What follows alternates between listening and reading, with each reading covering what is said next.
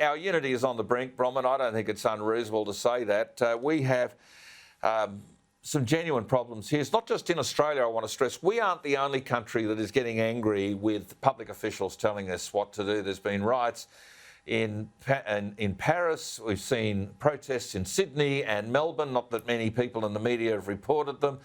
And I think the anger is just getting greater and thicker on the ground because we're just getting so many different versions of what is the truth. And even Jacinda Ardern said, oh, if you hear it from somebody else, it's wrong, but if you hear it from me, it's right.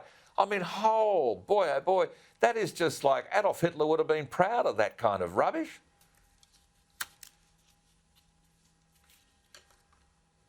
Conflicting voices, and I mean, just think in normal times, if you get a diagnosis about something you're not terribly sure if, you go off and get a second opinion, don't you?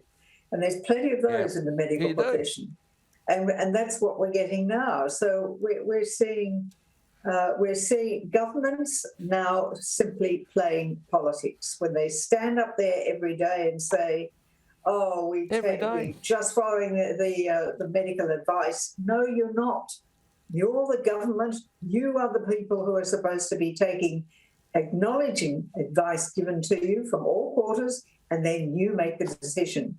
Not a particular bureaucrat with a medical degree who stands up there and says, this is what you are all going to do. So we've got this enormous problem. And there are other stories coming out of India about concentrating on treatment as distinct from the vaccine methodology. So we've got a long way to go through this. And I keep coming back, just tell us the truth. Tell us the truth so that we can be responsible citizens and take responsibility for ourselves.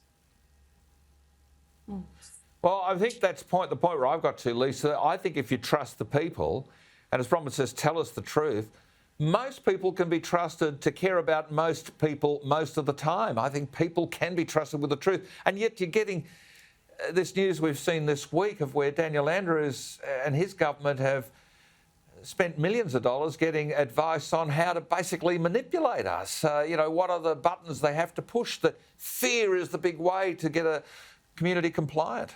Yeah, and I think when that sort of hits the public arena, that really then is a tipping point for people who, as we say, that they're locked up.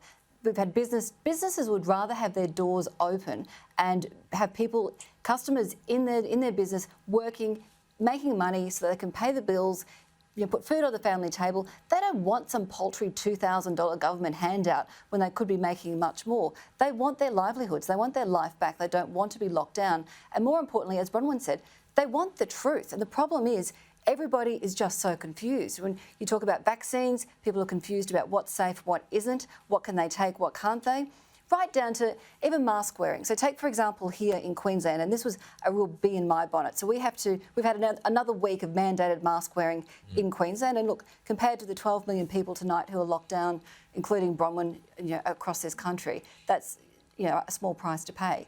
But the point is, we're having to wear masks. And on the night of State of Origin, we had 27,000 people in Seabus Stadium on the Gold Coast, shoulder to shoulder, not wearing masks, and that was okay. But that afternoon, I'm hiking around the city, going from business meeting to business meeting, hiking up hills in heels, and I'm in my mask. Like, how is that fair? Why there's one rule for one rule for another? We're seeing it with the football players. That's what really gets people's goat.